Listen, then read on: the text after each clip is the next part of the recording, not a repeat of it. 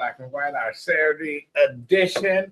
Here we are at McShane's. Haven't been here in a while, but we're here, Michigan and Trumbull.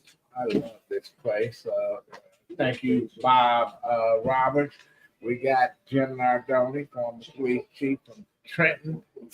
You know, he's our resident law enforcement apologist.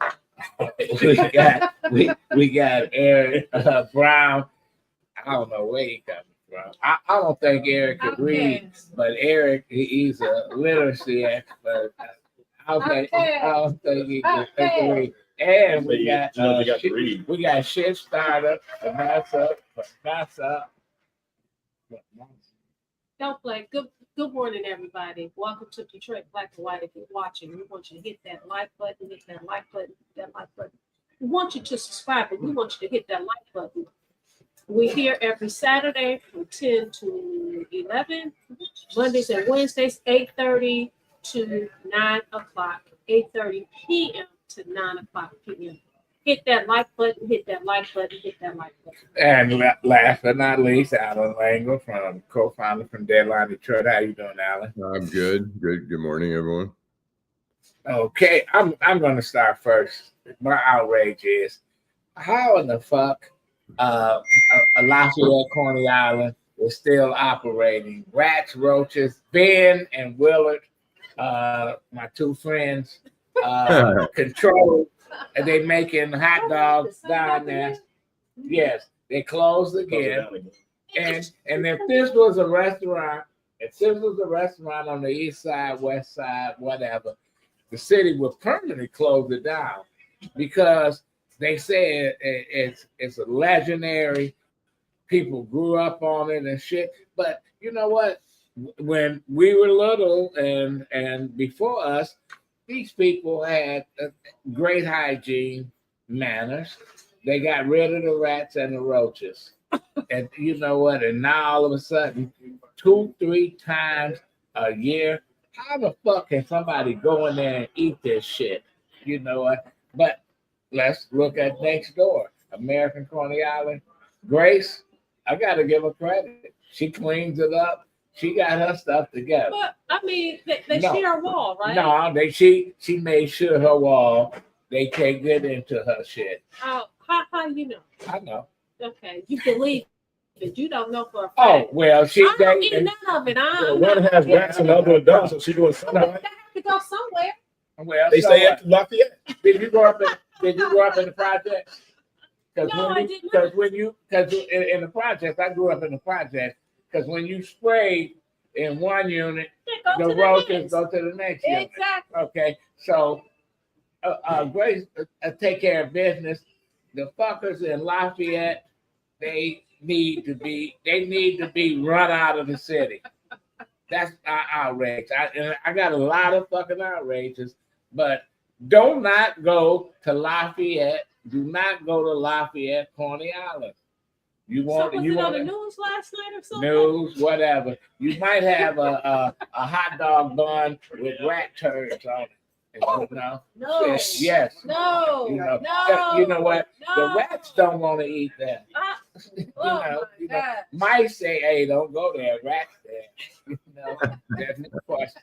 So that's my outrage. Vanessa, what's your outrage? Oh, you know what my outrage is? I don't care if you decide you want to make your money and perform at the inauguration. You had Snoop, you had Rick Ross, you had Soldier Boy, Nelly. And you had Nelly. How you gonna get mad because people express their feelings about it? Listen. These people spend money, they buy your music, they come to your concerts. If they decide that they don't want to support you anymore, why in the world are you mad? You can't be mad. This is America. You just like you have the right to perform and make the money that you want to make. Can I tell you this? Guess what? We live in these United States of America, and I can say what I want to say because I want to, and I can spend my money the way I want to spend my money because I want to. Who gives a fuck? Okay. And I'm gonna tell you, and I'm gonna tell you, Snoop Doggy Dogg called all these fuckers that supported Trump out, called them Uncle Tom, bitches, all that. Fuck you, Snoop Doggy Dog, you sold out piece of garbage. All you motherfuckers, because none of these people cared about you. How many of those motherfuckers in Niagara buy their stuff? Listen, Nobody. I don't listen, care. listen, They can go have Listen, sex with a listen, cow listen. or whatever. I Who don't cares? care if that's what you want to do. I'm not mad at you. That's how you want to perform. Do you know them? You want to listen. Do you know them? I don't know them, but what I do Why know are you defending them? I'm not defending Yes, them. you are. You're not listening You to are. what I said. I don't want to listen to you. said, I have a right not to listen to you. Can they get mad because people decided, listen, we canceling you? Well, no, Listen, we're not we are. supporting you. Don't support. Why Don't I'm not support mad? them. Why Don't you support mad, them. Snoop? Don't- Why you mad, Nelly? Why you mad? What's his name? Soldier Boy.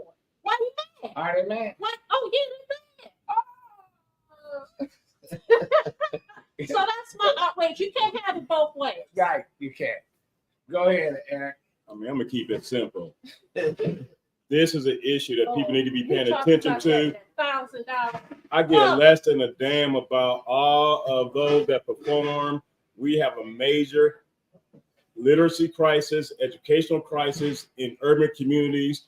Quit bitching, moaning, and whining, and with that BMW mentality, and focus on fixing what you can't control, What's a BMW? which is bitching. Well, it's not the car; it's the bitching, Yes, moaning, it is. and whining mentality Yes, it is. that so many have. Focus on what the fuck you can fix. Quit whining about shit you don't have control over. Control your own. Get back to improving the village, the community, and be about embracing and uplifting your community, your black fellow man, your white fellow man. First of all, how many people can even spell inauguration? But you bitching about the inauguration? I can. Get the hell out of I here. can. Move on, people. Wait a minute, Eric, you and I talked about this a little bit. What about the superintendent of Detroit Public Community School District. paying $1,000 for the kids to go to school? Paying, what are your Well, you know, my thing what about does that do is with the test score? nothing, has absolutely nothing to do with the test score. He's applauding people coming to school. He's applauding a 1.3 fucking increase in the literacy rate that only went up from 4.7 to 5. 11%. I mean, it's ridiculous. I mean, he don't even have his own kids. He don't even have his own kids in DPS. Right. If you're a superintendent of any school district in America, and if your kids are not good enough to go to those goddamn schools, you're not good enough to hold the fucking job. Absolutely. Yeah. Go ahead. I have two. One, I'm going to start with Jill Sheridan, who's a friend of ours, who Hey, let Jill. Henry Mayers pick the lunch spot that happened to be Lafayette, Coney Island. So I'm outraged that Jill allowed Henry to take her to Lafayette. No. Okay. Oh, Jill, I'm so sorry. My second outrage is, again, a 4-year-old shot in the hand on Fullerton in Detroit. The kid's going to be okay, but We got the guns in the house. put your guns away, people. If you're going to have a gun, be responsible. And a 4-year-old doesn't know the difference between a gun and a toy. What are we doing? Okay, Allan. I'm going to say the U.S. Senate last night, only 3 Republicans had enough guts to vote against Pete Hegseth for Secretary of Defense. It was Murkowski, Susan Collins, and Mitch McConnell. And the tie-breaking vote was J.D. Vance. And I just think, I mean, there's a guy who's not only not qualified, but his behavior, his record is just so disgraceful. And only 3 Republicans had enough guts. So it's who he is. We had John Mitchell as Attorney General. He went to jail. So hopefully he ended up the same. And we're not. And Marlon's back. We're not censoring Marlon, are we? For any Marlon's one of the. We don't censor common sense, right? Right. No question. And so, without further ado, we have our guest here. Oh. Saunteel Jenkins. One of the front runners for mayor of Detroit. Right over here, Saunteel. You get my spot. I want to hear about all the excitement going on. I was listening to all the outrage. Well, Mine's was gentle. Good morning, Saunteel. Saunteel, the games have begun. Everybody, oh, Dennis Archer want to run. Irvin Henderson want to run. Peter Rabbit. Peter Rabbit. Herb McFadden want to run. I'm bringing out names from the past. So my attitude is expect everybody that want to run. But you know what? I look at you at this point, you, Mary Sheffield, because I think it's time for a woman. It's time for a woman to run this place. And you out there. You had a hell of an announcement. I went there. You had not only you had community people, you had business people. You had all kind of folks. You had so many folks that I got a call from Detroit News saying, "Are you running Saunteel Jenkins campaign?" I said, she had all the folks up there. I said, "Why would you think that?" Because you were sitting in the audience. I said, "Okay, you know what?" I'm sitting in the audience because I want to sit in the audience. I can wanted do to what be I want sitting to in the do. audience. Because I did it because I want to. That's crazy. Day one, you get elected. Day one, what you gonna do for the city? Day one, the first thing I'll do is dig into our finances. We need to understand where we truly are as it relates to revenue in the city, as it relates to all of the programs that were set up with one-time funding, and make sure that we can continue those that are doing good things for residents. Day one, I will be setting up a youth advisory council so that young folks will have a voice in city government and talk about the things that are important to them. Vanessa, go ahead. You got something for us?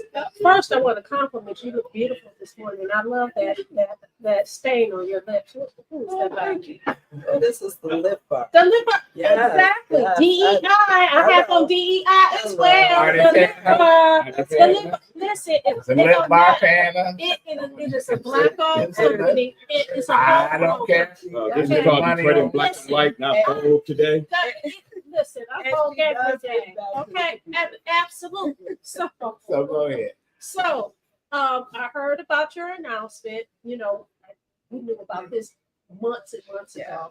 What are some of the challenges that you think that you face in terms of running for this office, getting a crowded field? How are you going to carve yourself out and set yourself apart from the crowd?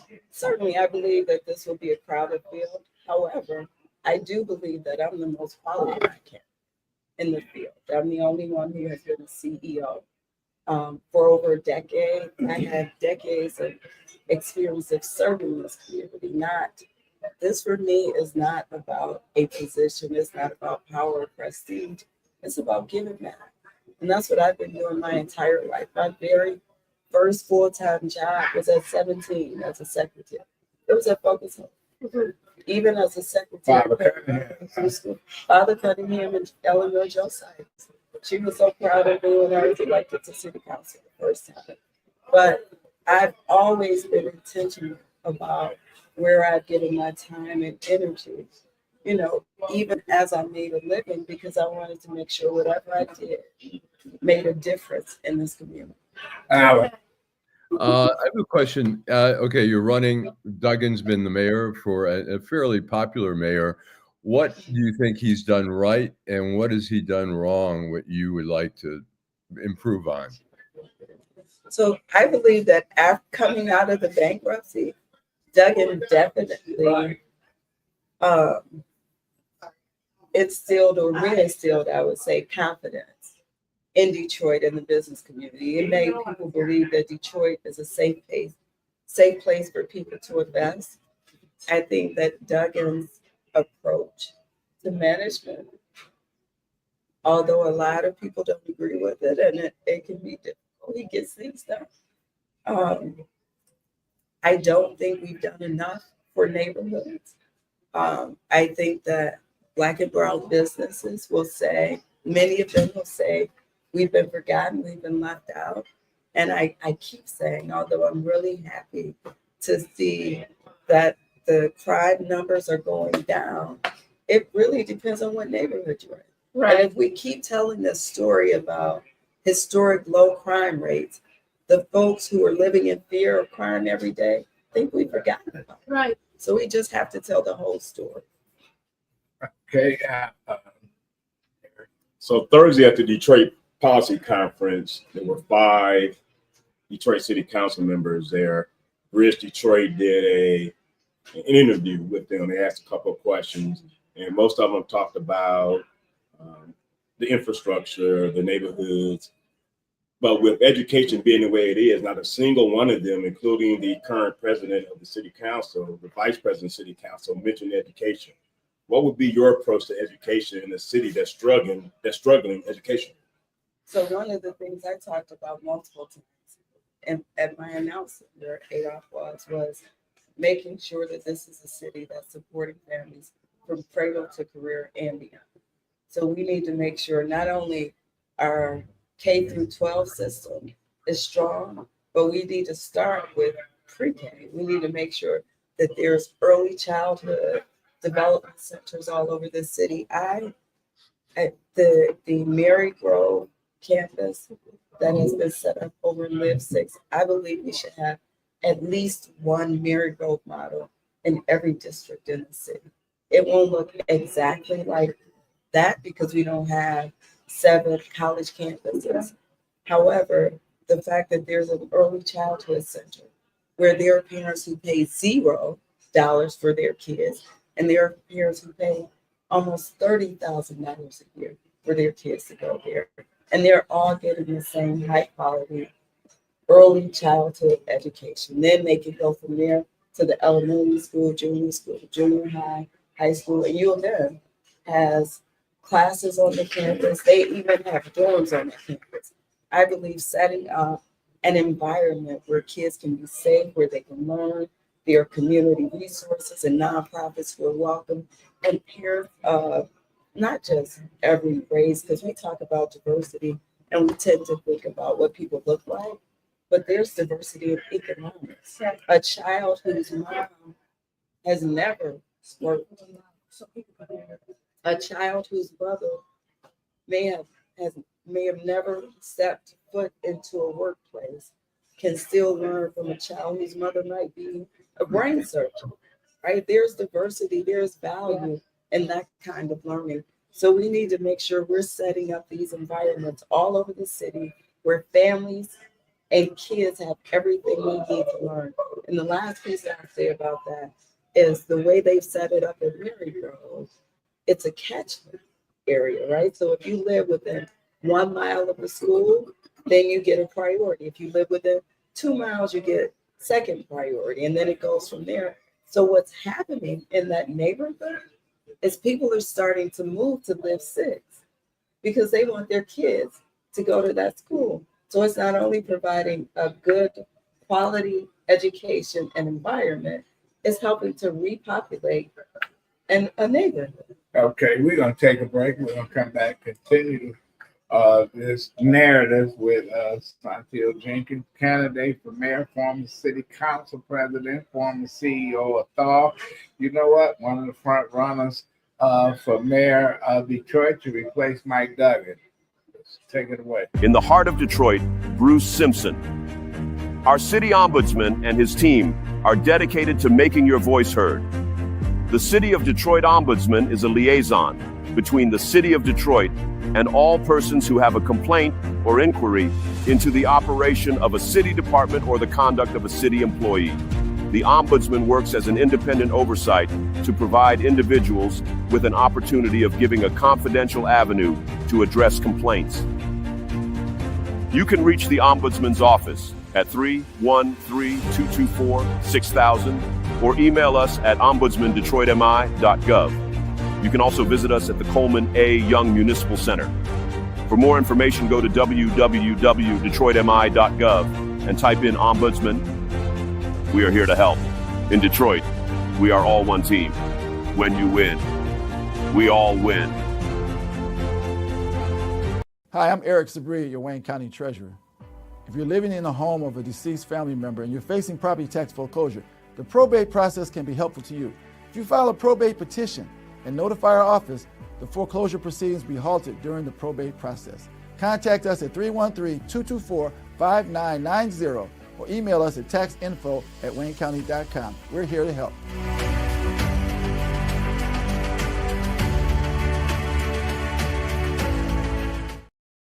Okay, we back.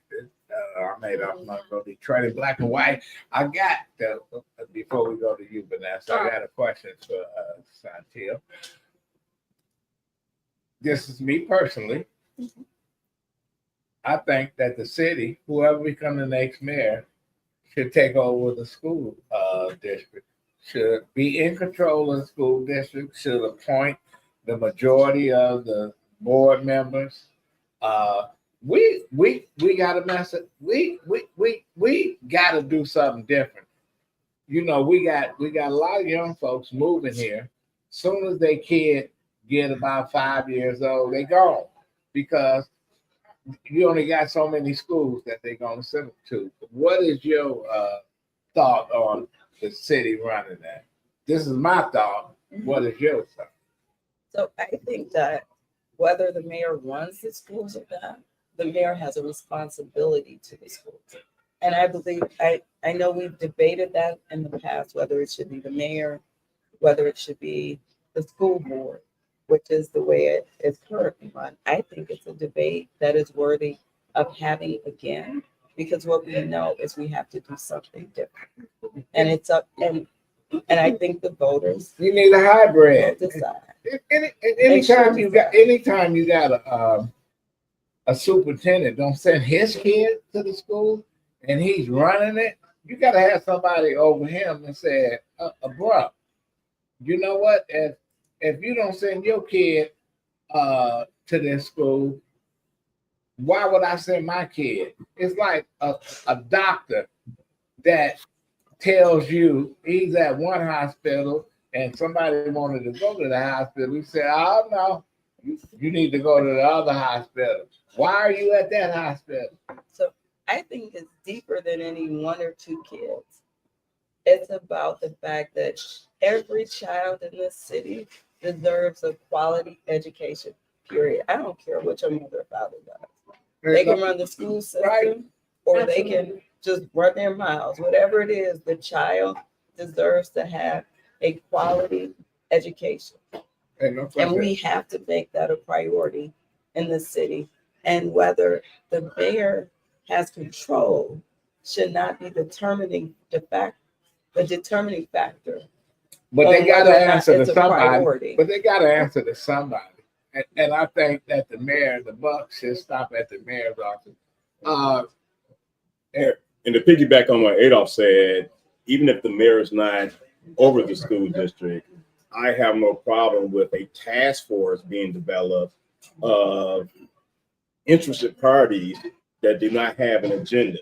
When I say that, people that care, not people that's looking to have their name on some task force and getting paid, but people that have an authentic, genuine, vested value in improving the school district through getting people that are in the community already doing the work, not getting people that's in the community and just talking, but not talking like not walking like they're talking. You have to have people that care, that is not another mouthpiece for the mayor or the superintendent. Because to Adolph's point, to be a superintendent or something and not have your kids in the school district, I mean, it's a bad look. A bad look. I mean, that would be like Wim play Ford driving a Cadillac as opposed to a Lincoln Mercury. I mean, Lincoln kind of. It makes no sense. And for the people to be so silent about that, we have to understand that the students in the city of Detroit sued the state of Michigan for a quality education.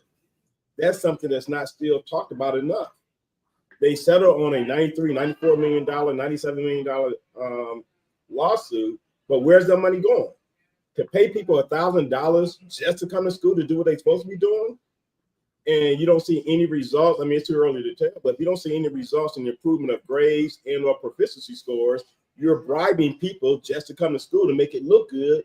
That 66% of current absenteeism is crazy. But we got to do something, Eric. Go ahead and answer the question. I want to give a shout out to all those that are chiming in: Dwayla Boyce, Cynthia Burnett, Jill Sheridan, Marlon Holt, Same Day Payday. You have some people on here say, you know, they're excited that you're here, Ms. Jenkins.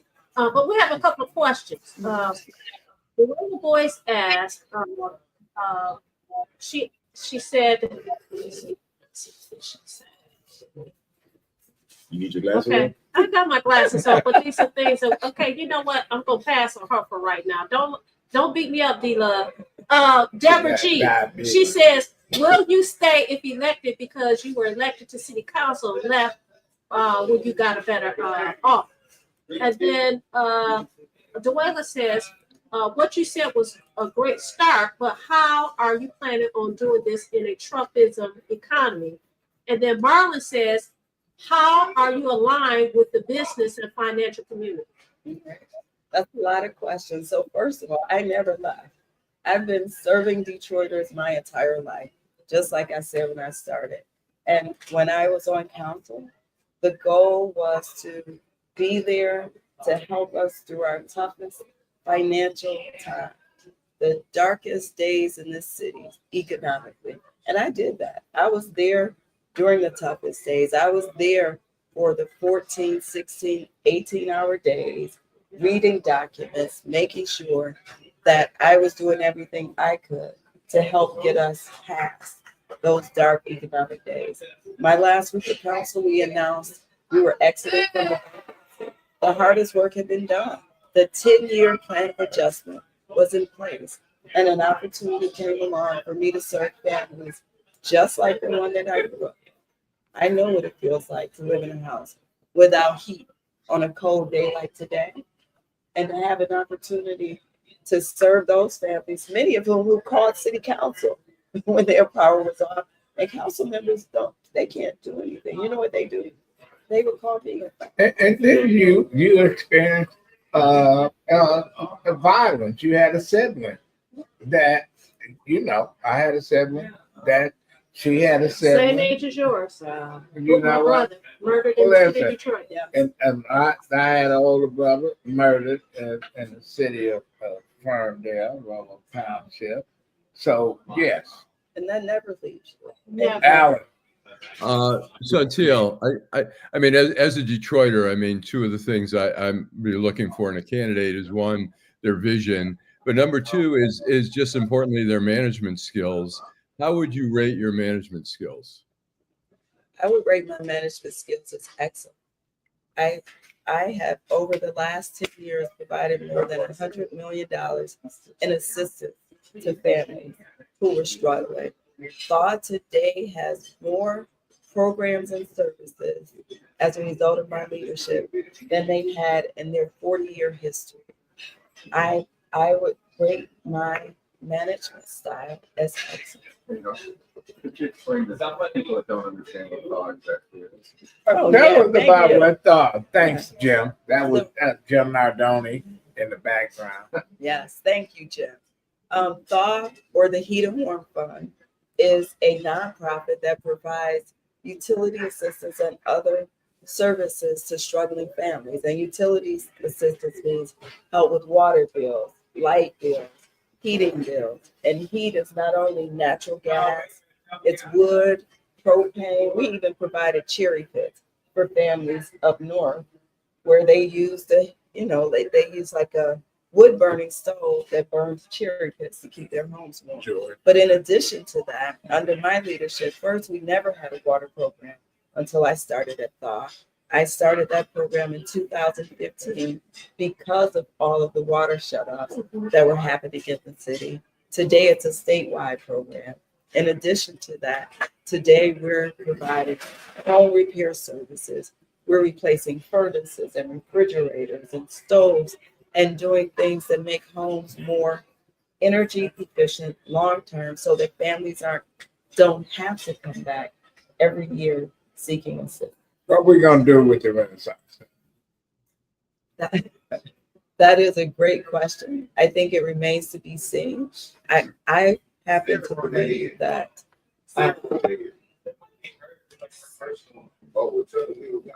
I've got. The public conversations about the Renaissance Center have been going on in private for quite some time. And I think that what we've heard is what's likely going to happen. It'll be They're gonna tear down some of the Towers. Yes. And the question is, my question is, who will pay for it? What about the 375? Because people come to me and say the only people that's gonna profit from 375, Gary Torgo, Tom Gorse, and Dan Gilbert, and Chris Illich. What about the people that was displaced families? They still alive. There's no question. People talk about reparations. That is. First of all, I think it was What can we an do? insult to ever say this is a project that is focused on restoration and reparations, and nothing about the design, nothing about the planning has been focused on either of those things. There have been meetings in the community, but they haven't listened to the community. They haven't reached out to the community in any real way to take feedback or input. So if it is a development project, call it. But when you say it's a restorative or reparative project, then that means that it is for the good of the community. And that means that the community's voice should be heard, it should be respected, and the community should be involved. So what I'm hearing is, listen, say what you mean and mean what you say. Don't lie. Don't play with me. Don't play with us. Don't insult the community. That's right. We have Marlon Holt who asked. He said he wants to know, what is your relationship? Do you have a relationship with the business and financial community? Yeah, and I am. I think I am one of the few candidates that has a strong grassroots, on the ground relationship experience, and also has a good relationship with the business community. Because I understand that you need both. I'm a social worker who recognizes that in order for people to be empowered, they need jobs, and you need businesses in order to have jobs for people. So I have a really good relationship with the business community. And even when I haven't agreed or have gone against the business community, it's been a respectful relationship, because I say what I mean and I mean what I say. They always know where I say it. Right. And a shout out to your husband who's here today too, because in your announcement, the article that was in the paper, he spoke about the correct pronunciation of your name, which is Saunteel, son of the color teal. So appreciate that. I got a quick question. Saunteel, what about all the subsidies that we see all these businesses getting? How do we balance that out where we're not giving away too much, but we're still incentivizing businesses? It is a good question. And I think that the subsidies and the incentives have to come with conditions, right? If we're giving taxpayer dollars, we have to make sure that taxpayers are benefiting. And I don't mean just by, the promise of best efforts to employ Detroiters. We need to employ Detroiters, and they should be employed at every level. We need to support Detroit businesses. If we are creating tax incentives or offering tax incentives, the benefits for residents need to be clear, and there have to be clawbacks, so that if you don't meet those goals and you don't fulfill the promises that you made, then there are ways for us to claw back those dollars that have been given. Listen, Todd Madison, interim police chief. Good guy. You think he can be the permanent police chief? I certainly think Chief Bedison has, the experience, the knowledge. He has a great reputation in the community. I know that Chief Bedison, I know that Chief Bedison was instrumental in making sure that he was meeting with folks on the ground here when cities across the country were being set on fire and people were protesting, Chief Bedison was very instrumental in making sure that we maintain peace and stability here in the city of Detroit. So I certainly think that he would make a good police chief. I think it's too early for anybody to commit to what happens next. Well, you know what? Coleman Young, when Ronald Reagan was running for president, called it Trump case. And after Ronald Reagan got elected, the reporter asked the late mayor, what do you think of the new president? He said, President, full face. You know. How can you work with Donald Trump now that he's back again for a second term? And do you think that all the things that he's doing right now is you as mayor would just retreat, or would you reach out to the administration? So I think as the leader of this city, it would be my responsibility to work with everybody on behalf of this city and for things that are good for this city. But on the flip side, it would also be my responsibility to stand up for Detroit and for Detroiters and to make sure that our voices are being heard and that when falsehoods are being put out there, if you come here and call us a mess, it's my responsibility to make sure that we're setting this record straight. And I know you're gonna have to go down to what's happening over at the train station. It's actually at Tabernacle Church today. Oh, they and moved it's late. it? They moved it, and it's later in the afternoon. So yes, I will be going to Black Tech Saturday, but it doesn't start until later today. Okay. Yeah. So you got the last word on. One more question. So the statement is, what about the business in the community, the business owner in the community? It's about time that we have a liaison for the neighborhood businessmen, Black businessmen who keep the community going. So how do you feel about starting a Black business neighborhood community? I assume like a coalition Yes. or an alliance. Yes. I think that's a great idea. We have the Michigan Black Business Alliance, which is run by Charity Dean, and I think that they are doing a good job. They're still fairly new, but certainly I'd be willing to create anything that helps support Black businesses, small businesses in the neighborhoods. And I will say one of the things I think it's important to do is have a master plan for each of our 7 districts.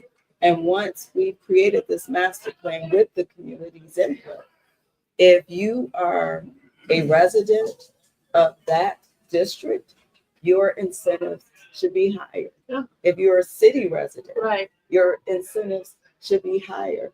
And the incentives should be offered for what the community has said this we need in this master plan versus waiting for people to come to us. Right. We should be saying, okay, District 7 said they need a movie theater. If you are a developer who's going to bring a movie theater, these are the incentives that we want to offer you. What, you live in the district? We're going to offer you even more. Okay, you live in Detroit? We're going to offer you more.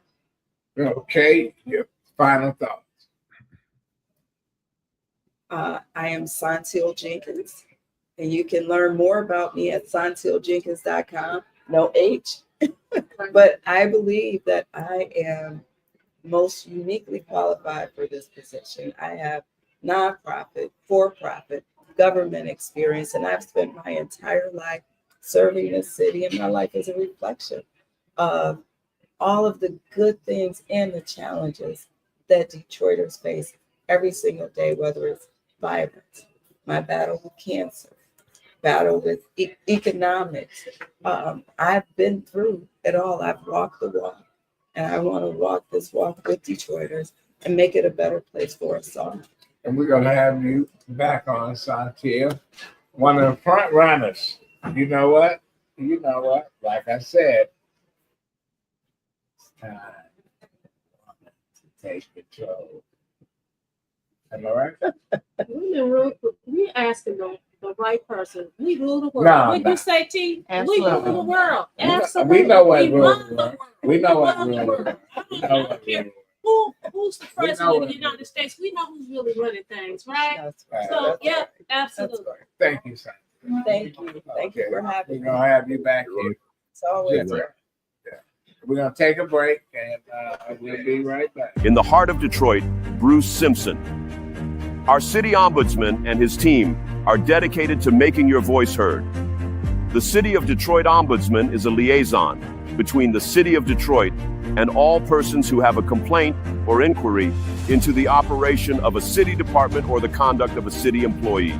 The Ombudsman works as an independent oversight to provide individuals with an opportunity of giving a confidential avenue to address complaints. You can reach the Ombudsman's office at 313-224-6000 or email us at ombudsmandetroitmi.gov. You can also visit us at the Coleman A. Young Municipal Center. For more information, go to www.detroitmi.gov and type in Ombudsman. We are here to help.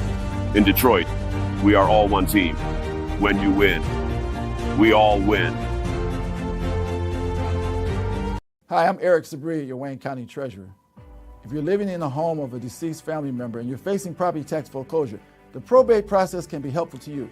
If you file a probate petition and notify our office, the foreclosure proceedings will be halted during the probate process. Contact us at 313-224-5990 or email us at taxinfo@waynecounty.com. We're here to help.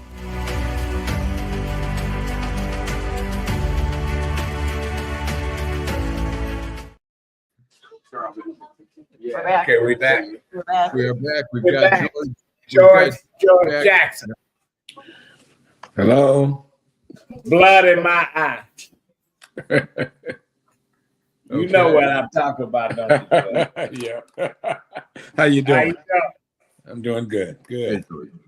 George Jackson, former president of and CEO of Detroit Economic Growth Corporation. Welcome back. Thank you. Thank you for having me this Why are morning. you still in Detroit, man? You're supposed to be over in Scottsdale and it's nice and warm and shit. Well, I'm You gonna tell must you got why. something going over here. What's up? I'm gonna tell you why. I have had season tickets for the Detroit Lions for 36 Fuck the years. Lions, man. Fuck that Lions. 36 years, Wow. and I waited for them to win. And when they started winning and playoffs came, I said I am going to be in Detroit either till they get to the Super Bowl or they lose. So I'm about to go now. I didn't know you, George. I didn't know you was retired. Oh, I said retired. Yes. I didn't know that. But anyway, welcome. Big Detroit sports fan. Detroit sports fan. Yeah. Well, you I'm with surrounded you, with George. Allan and Jim Nardone, I'm ready. I can't wait. who love it. George, Yes. we had Saunteel Jenkins on here. That's running for mayor, and we talked about the Renaissance Center. Now Yeah. it's up for auction, man. Is that a flim flam? No, I think that one, we should look at this. Forget all the sentimental stuff. We need to look at this as an opportunity to connect downtown with the riverfront. Not just for private sector use, but also for public sector use as well. And I think we have an opportunity to do that, and we don't need to, I'm not saying you have to demolish the whole thing, but I don't think sentiment should be the guiding force in regards to the decision-making process. Connecting the downtown to the river, potentially the central downtown, and dealing with the issue that when we built projects like the Renaissance before, and in that era, including you got Rivertown and some of these other places, that it had a fortress mentality. It wasn't built for the use of the public. And I think this is a good opportunity to blend private sector use with the wants and needs of the public. And so there is some good things about this. I agree with John Gallagher, for example, in regards to some potential things that they're looking at and some of the aspects of the current plan that is before us. What would your vision be, George? If you had a choice, what would you do with the RenCen? At this point in time, one thing I do, I would certainly get rid of that podium. That basically is 1 million square feet. It is unusable, unwalkable, not user friendly. So if you kept the 2 towers, I would just make sure that the tall tower, as well as the 2 office towers, I certainly would get rid of the podium, bring open access right to the riverfront off Jefferson, and make it a user-friendly public place. So how you gonna get rid of the towers? Isn't that, we under Archer, when they imploded Hudson's, I remember Archer like a little a bitch getting out there saying, "Oh, everything was great," but they tore up half of the people mover. How you not gonna?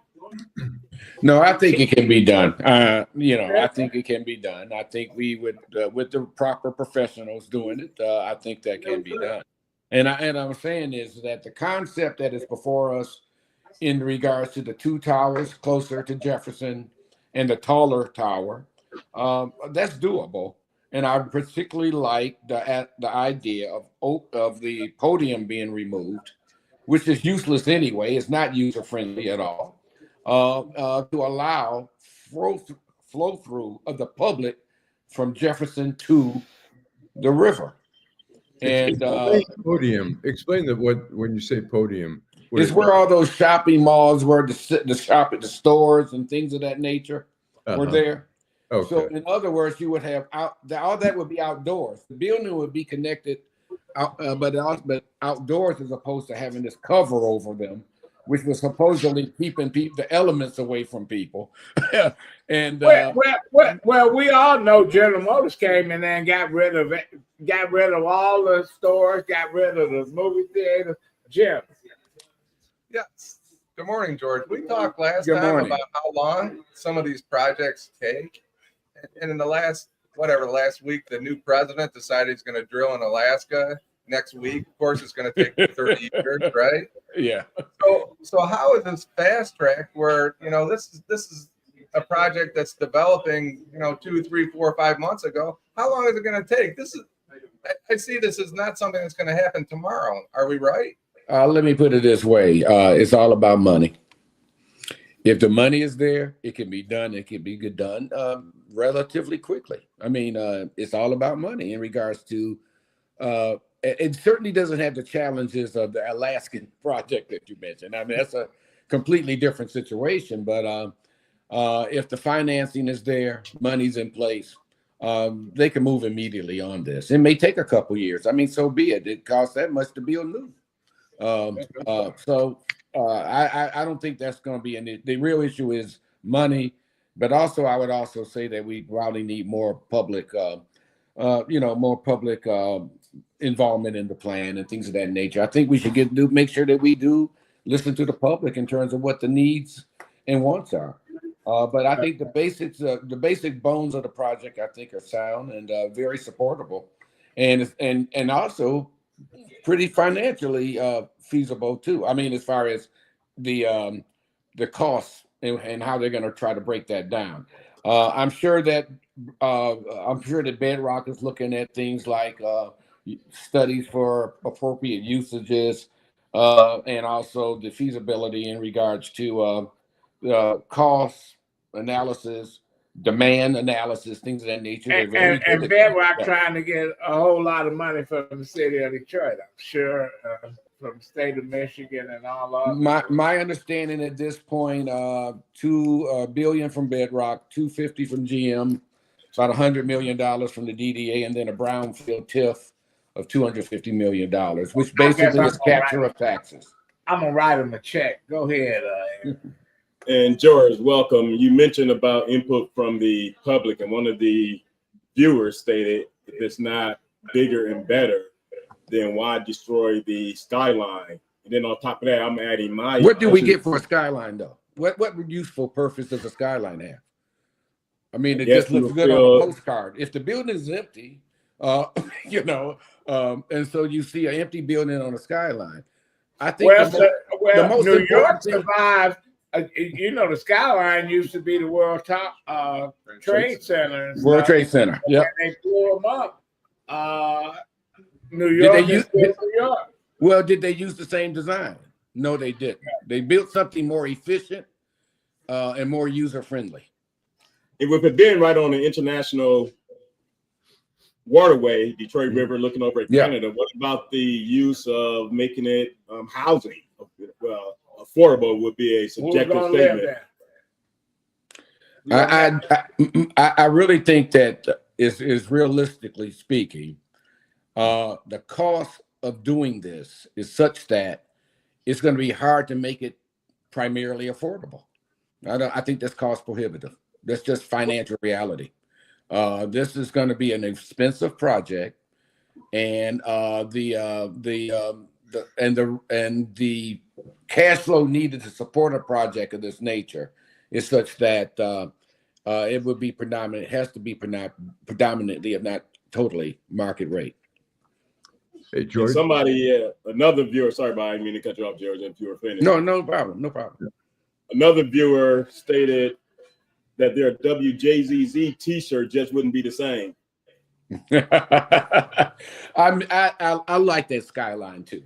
I like the skyline too. But we're talking about what do the people want and what do they need, and they need access to the river, more access to the river, and also I think it's great to connect the Renaissance Center to the rest of the city and the river, which it has not been. And they did some improvements along the way.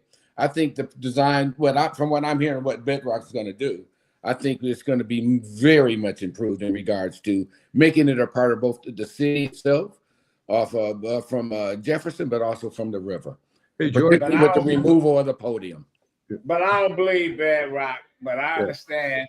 But listen, if I had my way, I'll make it New Jack City, move all the homeless people in Detroit into all these empty fucking buildings and shit, and let them get heated up. Allan, you got a question?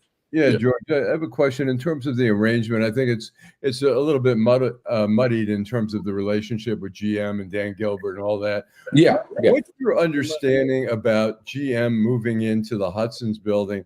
Are they, there's some people who say Gilbert needed an acre. He's giving them, free rent for 30 years or whatever, a very cheap rent. Do you have any understanding of the? I don't know the financials of that deal. I do know that the amount of square footage they're getting over there is a lot less than what they had in the Renaissance Center. Right. Okay, but I don't know the actual dollar amounts, what the financial picture is there, but it is less square footage than they had at their footprint at the Renaissance. And with downtown, with the office space the way it is, where there's a lot of vacancies and stuff. Yeah.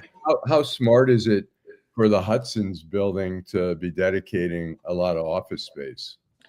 The office space issue is going to be a critical one, but I still think that eventually people are going to have to come back to working on site. I mean, I think there's going to be a big push for that. But it is an issue. I mean, let's face it, office space issue is an issue in every city right now. I do think, though, that you're going to find a push coming soon, particularly with this president, that people go back to work in physical locations as opposed to remote. Right. And in terms of the housing and stuff like that, I mean, the Hudson's is going to be an expensive place to live in. I assume riverfront property is going to be too expensive. Are people going to get priced out? Is it going to be like we see in Manhattan, where the rich stay and the middle class and the poor get pushed out? There are some properties that are requiring, because of the financing, a affordable component, usually between 10 and 20%. However, some properties will be basically market rate, and you need a mix of both. I mean, I think for the city to be healthy, I know some people think that is not popular with some people, but the financial reality in regards to a city of this size, you need options for all incomes, Yes. And affordable as well as market and low income. Yeah. George, what's your position on I-375 and how they plan on rebuilding that, which was formerly Black Bottom in Detroit, and the role that the city will play to try to bring back that ambiance of what was Black Bottom? I'm really concerned about the process. I'm concerned about is there the public policy, the planning, these public hearings, things of that nature. I really do think that I just get the sense from a lot of people that they would like to see more public involvement and have a public plan that they feel. I think we had one before, and then COVID came, from what I understand. But there seems to be a lot of dissatisfaction right now in regards to the process, and that process, and whether or not that process should be with a nonprofit, led by a nonprofit, or versus actually a city department or a city agency or a city authority. So the public planning process of that is a major concern I have, because I hear it constantly, and particularly from people who live near there. And 375 basically ends at the Renaissance Center. So yes, it's kind of, why can't they do a private public partnership to tie all that together? Again, I'm not sure what type of public planning they're going to have for the Renaissance project. I do think they need to have that, obviously, and I think that will happen. But also, what's key is what is the process and who's involved and who's running it. And there is great concern in terms of 375, in terms of how it is being done, and it really should be a plan that goes through the tip. I mean, these processes for public hearings and things of this nature. I mean, there is a process that is defined already that has been used for decades,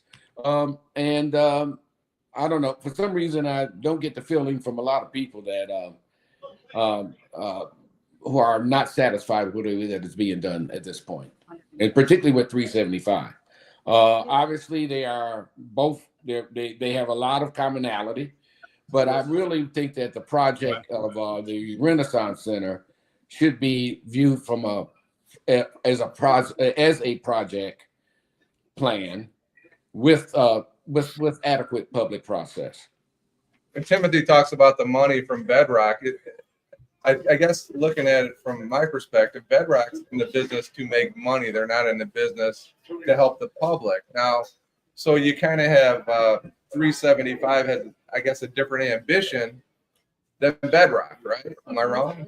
Wait, what was that again? The end of it. So the 375 project is completely different than the Bedrock project, because Bedrock has a different reason. These are different kinds of projects, that's what I'm saying.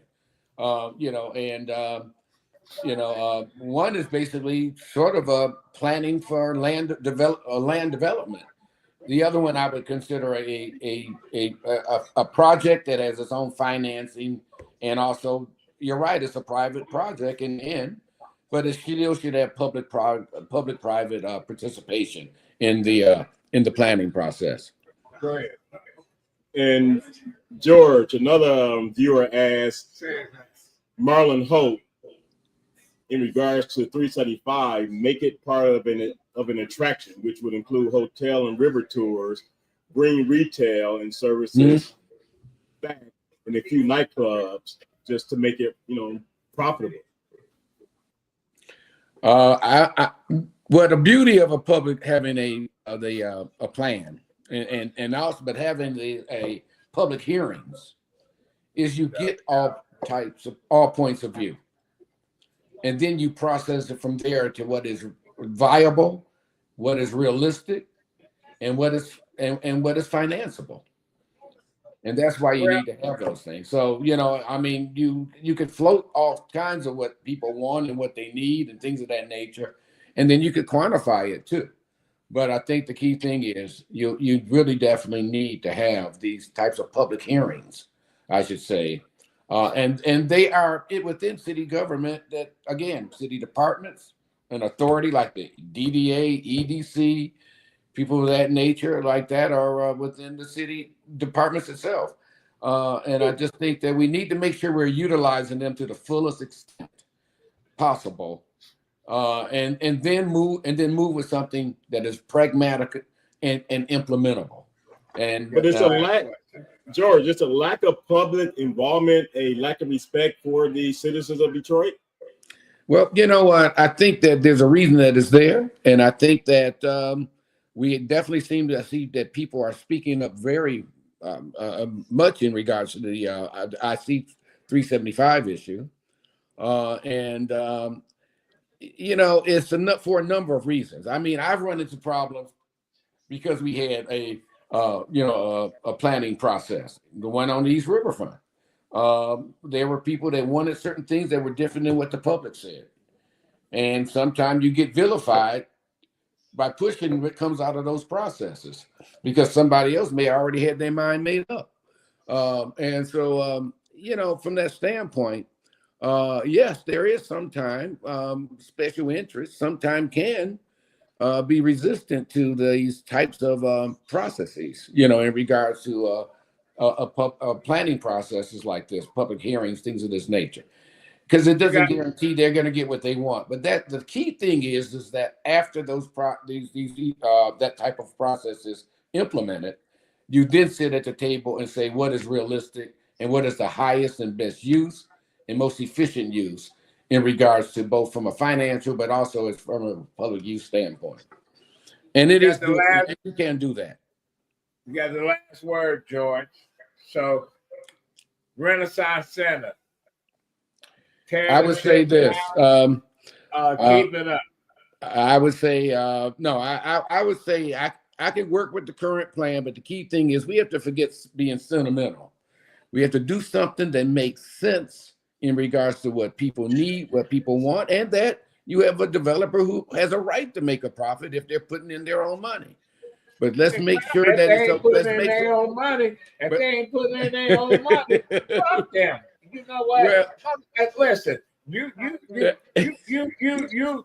about the $1 million note, where there's been movies and stories. O. Henry wrote a $1 million note.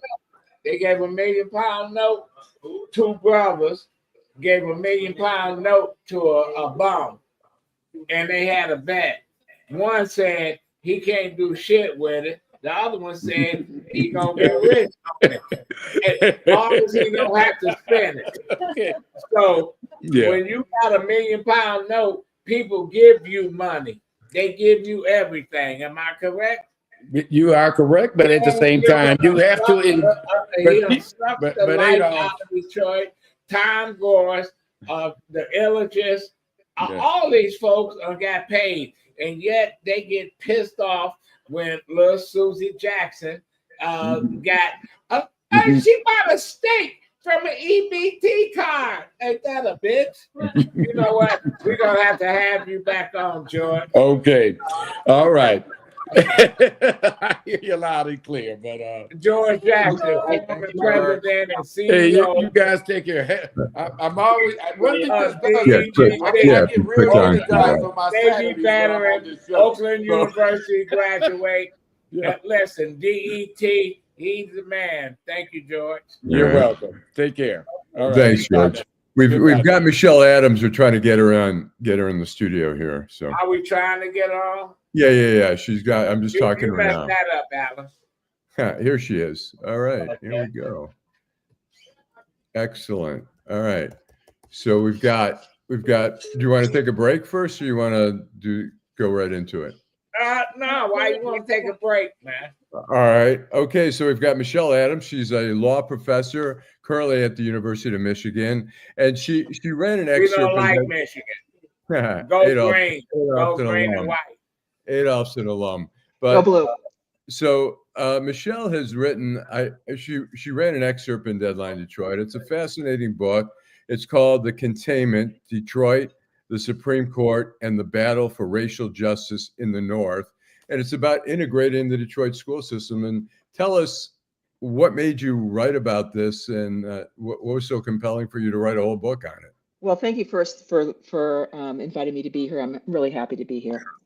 What became so compelling is that I'm from Detroit originally, and I was really interested in this case called Milliken versus Bradley, and I kept reading about it, and I realized that there was a great story there. And so I did a That was bunch of research. 1971, right?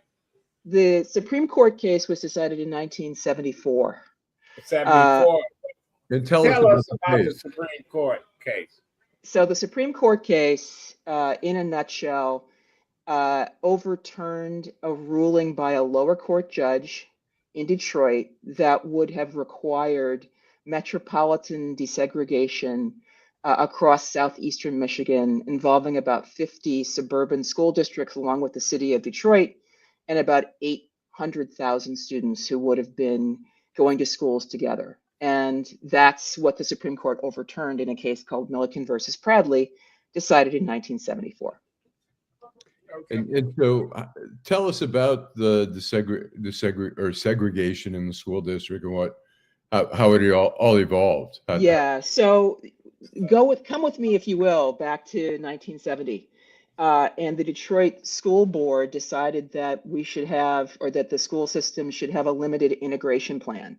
And so for the first time ever, the Detroit School Board ordered that a relatively small number of high school students would go to integrated schools. So for the first time ever, white students would go to black high schools, black students would go to white high schools. And when this happened, the state of Michigan effectively overturned that limited integration plan. And that's when the NAACP got involved. They sort of said, this feels a little Southern, right? If you're going to have integration, but then you're going to overturn it by state law, that seems like that would violate Brown versus Board of Education. And so the NAACP ended up bringing a case against that, and the case became much bigger. And ultimately, this district court judge found that, in fact, the Detroit public schools were segregated in violation of constitutional law, just like down south. Different kinds of techniques, but basically the same idea. And once this district court judge found a Brown violation, he decided that the best way to deal with that violation was what they had done in the South, which was desegregation. But in order to have effective desegregation in the Detroit schools, because so many white families had left, and because the state of Michigan had violated the Constitution, said, let's use the suburban school districts. And that was what the district court ordered, and the intermediate appellate court upheld a couple of times. But when it gets to the Supreme Court in 1974, the Supreme say, oh, you've gone too far. We can't involve the suburban school districts. But crucially, and most importantly, the Supreme Court never said that there wasn't a constitutional violation. The Supreme Court never said that the city of Detroit didn't violate the Constitution, and the state of Michigan too. So I just got incredibly interested in it because I'm a native of Detroit and had grown up here and lived here for my first 18 years of my life. What judge is that? What judge made that ruling? Guy named Stephen Roth, Hungarian immigrant, sailed to this country in steerage. Really interesting guy. Started out being very much against the NAACP's case, thought it was a malarkey, essentially. And then over the course of a 41-day trial, started to understand what was going on in Detroit and how Detroit was segregated. And he started to understand the relationship between housing segregation and school segregation, and his eyes really opened. And in the book, I really want to take the reader through his journey and sort of teach them about Northern Jim Crow and how Northern Jim Crow operated and what really changed the judge's mind. He was really ahead of his time. And now, as we fast forward to 2025, and at one time where Detroit had 200,000 kids, we're all over the place. And Stephen Ross would have been, he would be happy because what he wanted to happen, it happened, and it didn't happen by the courts. It just happened what do you think of what's happening now, where we got black students all over the place? Because when I was in high school, way back in the 70s, you know, it was really segregated. Well, you know, I think my book is mostly about sort of what happened between 1968 and 1974 and how that affected things today. But I guess the way I would answer you that question is to step back and say, what kind of society do we really want to have? And one of the things that Thurgood Marshall said, because he was on the Supreme Court and he was in dissent in that Milliken versus Bradley case that overturned this really big metropolitan order, he said, if we don't learn together, we can't expect to be able to live together.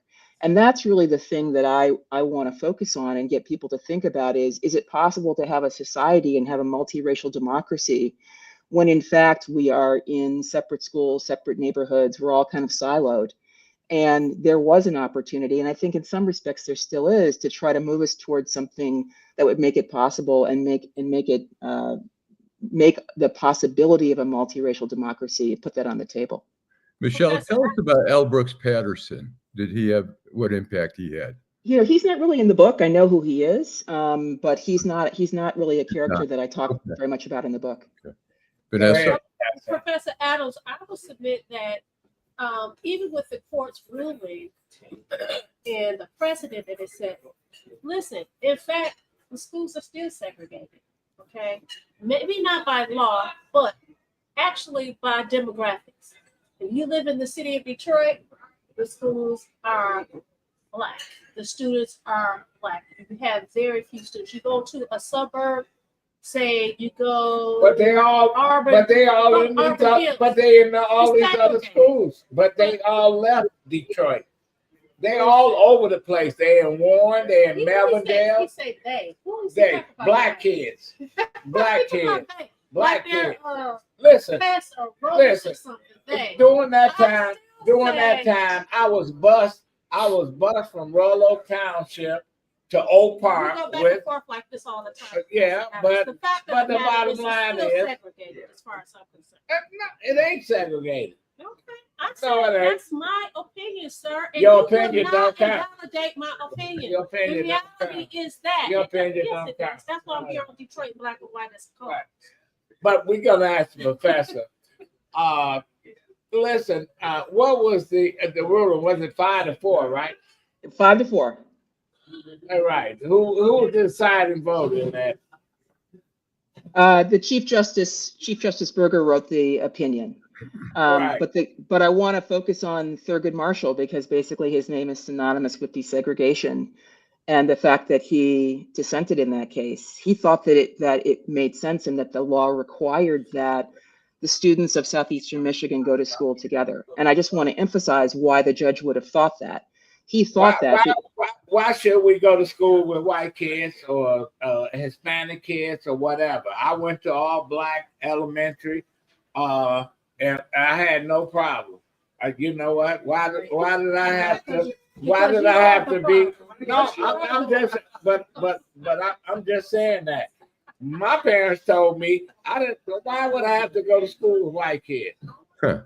Does that make me smarter or dumber or whatever? I'm just asking you this. One of the things I want to do, and that's a question that comes up a lot, is sort of, do you have to sit next to a white kid? Do Black kids have to sit next to white kids to be smart or to be able to be educated? The answer to that is no, absolutely not. But one of the things I do talk about towards the end of the book is some of the empirical studies that have been done about students in the South and what they got out of court-ordered desegregation in the South. And so there's a number of studies that have been done that showed that, and I'm going to sort of say, with respect to the Black kids who were the innovators and who were the pioneers, they definitely, in terms of what happened to them, was terrible. What happened to Black teachers too? Same. We're going to recognize that.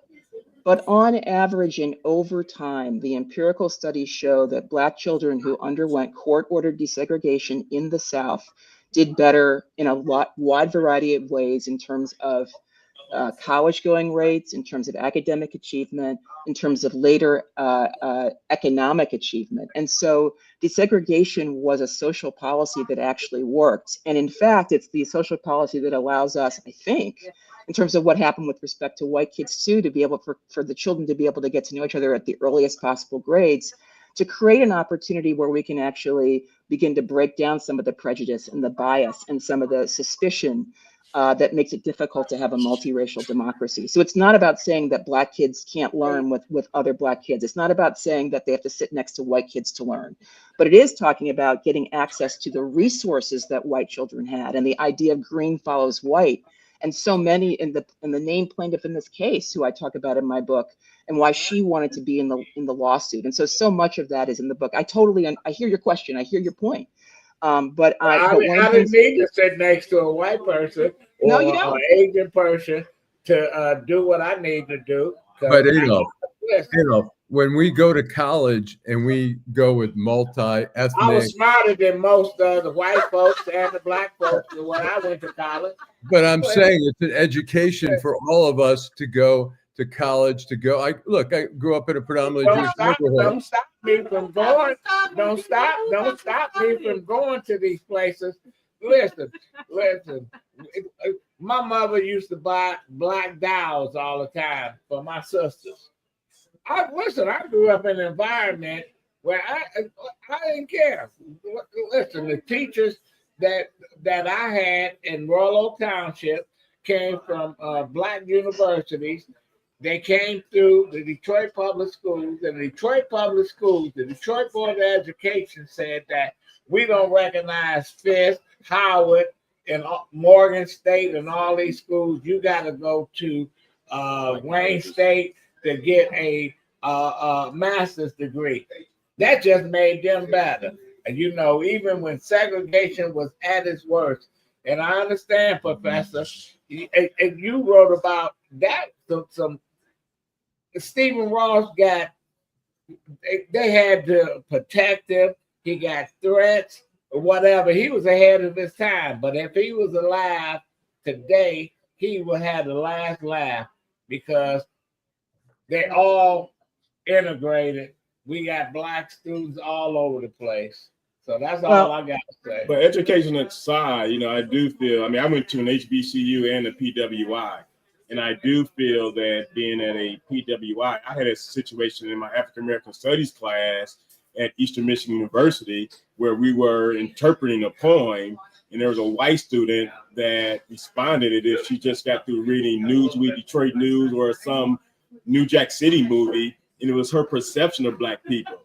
And I think I had to stop the class and say, it's a reason why we're at this university, because you get to learn about Black people. Your Traverse City experience gave you one lens of how you expected Black people to live. But now you can be educated that we're all the same. So I do, after the educational piece, I do feel that being in an integrated society helps all races. I'm not just, because people think it's just Black and white, all races. Well, you got the last word, Allan and the professor.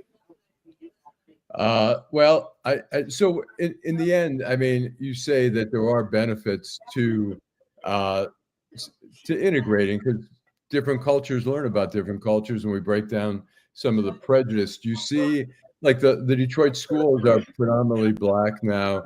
Integration killed thousands of Black businesses, Allan. Yeah. All right. Well, I'm asking the professor, so 2025, looking at our school system today in Detroit, what has the impact been, and what else do we need to do? Well, I'm not an expert on sort of exactly what's going on the ground in Detroit circa 2025, right? So what I'm really trying to do is focus us on a moment in time when there were lots of opportunities that I think people weren't necessarily aware of in terms of how the law could have developed and what could have actually happened, right? So to focus on this moment when, the question was, did Brown really apply in the North, and what might have happened? What I can say now in terms of my observation is that, and I will simply repeat what I said before in terms of being able to have a multiracial democracy and getting the opportunities and the resources to Black children, this, I think, is an opportunity and a social policy that actually really worked, and I wanted to focus folks on that. Okay. Well, Great. we want to thank you, Professor Adams, for appearing here on Detroit Black and White. Thank you so much for. It's my pleasure. Thanks We're a going lot. to ask that you like Detroit Black and White. We're going to ask that you subscribe. We're going to ask that you tell all your friends. We are rapid, sir. And yes, we would love to have you back on Detroit Black and White. That would be wonderful. And One more time, the name of the book one more time.